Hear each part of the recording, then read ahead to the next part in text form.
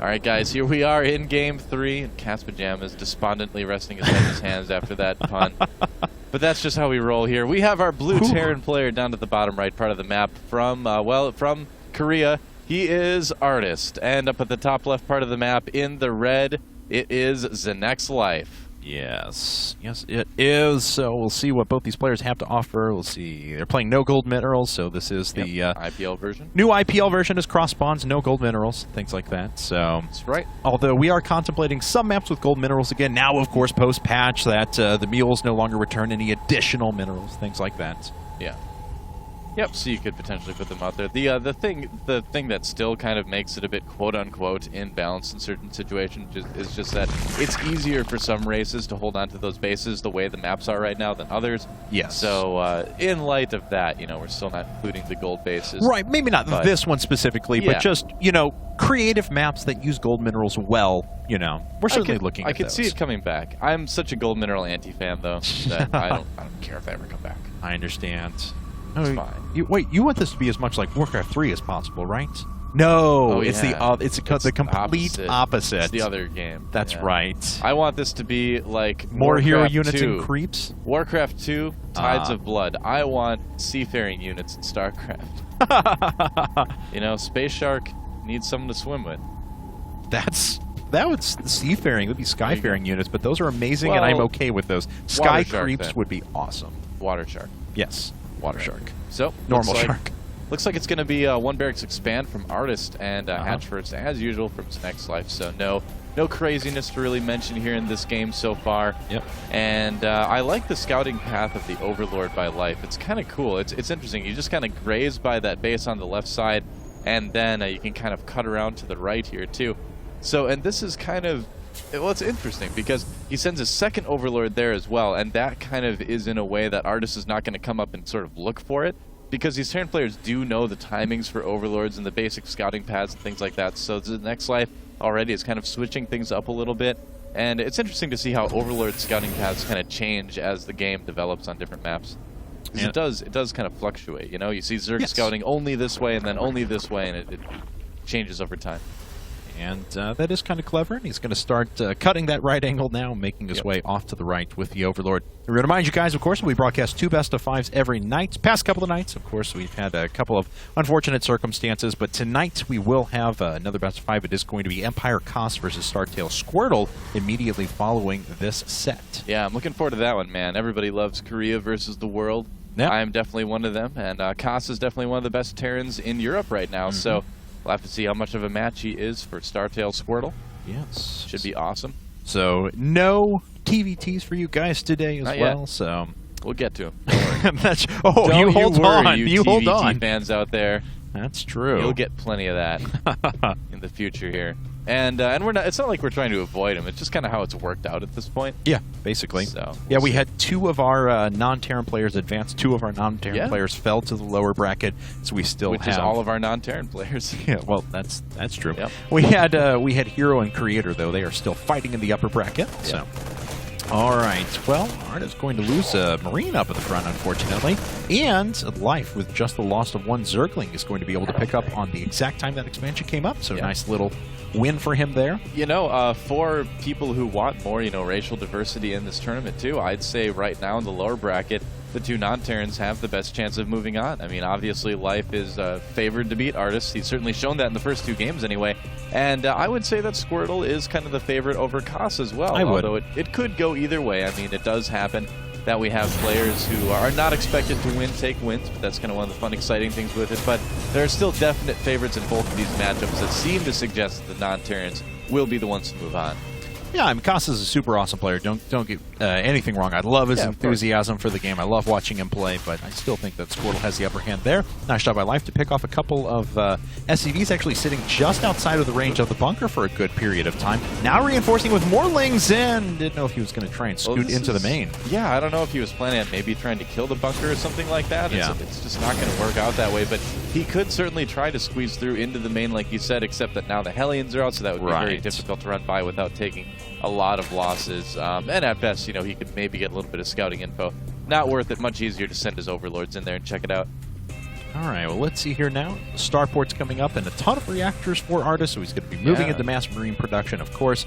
Doesn't look like he has the intention to move directly into tanks, though. And look at that Zergling spread. That's insane. Oh. All right. Whoa, that was almost a really cool surround from ZeNEX.Life, but Artis pulled back just in time. Almost a top play. Yeah, pretty much. Look at the Baneling nest coming up already for ZeNEX.Life. He's got his third base up and constructed already, too. Very, very quickly expanding there.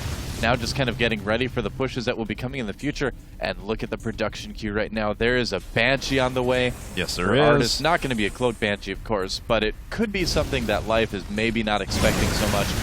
Well, we'll find out. Whoa, whoa, my apologies. Hand. Yes, silly mouse, but unfortunately, only a lot of these Zerglings are actually going to die here. They're not going to be able to rack up that many Hellion kills. In fact, moving away right away. First Banshee is popping out. It's about halfway done.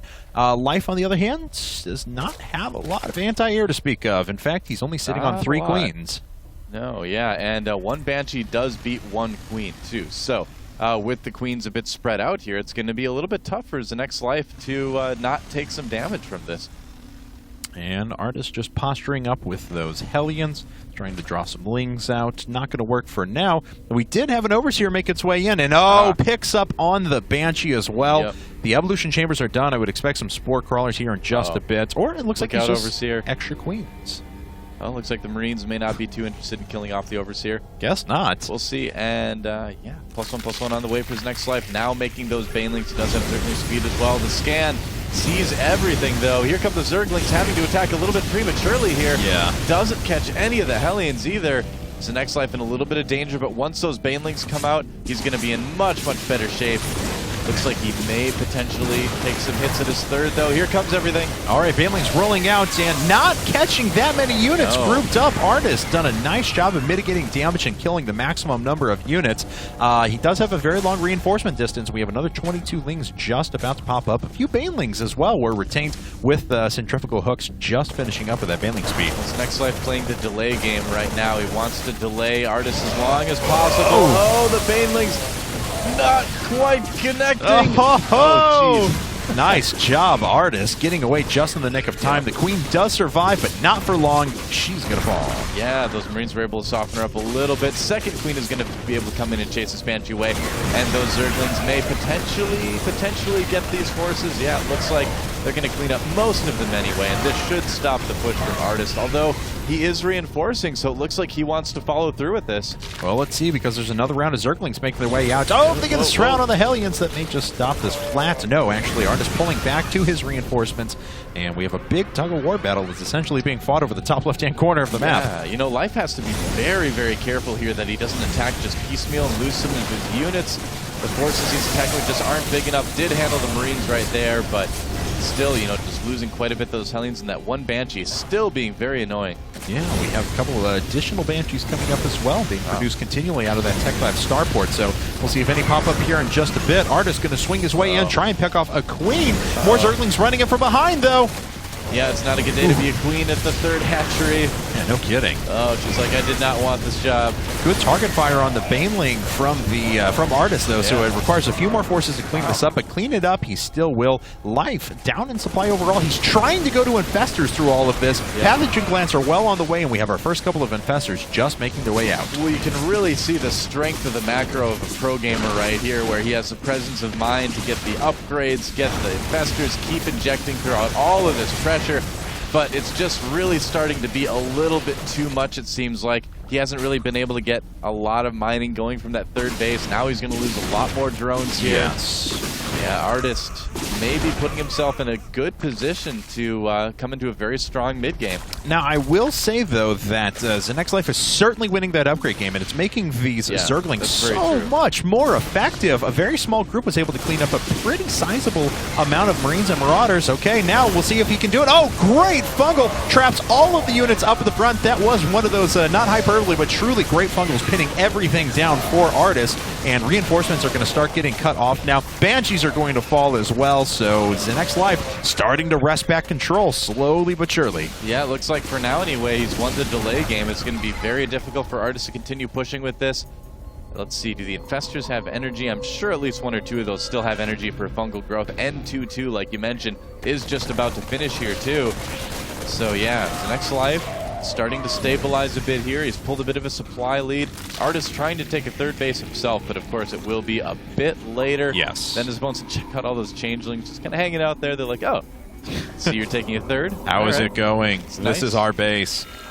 SCV's like, Yeah, sure, dude. don't mind us. We're just watching. Just like to watch. It's okay.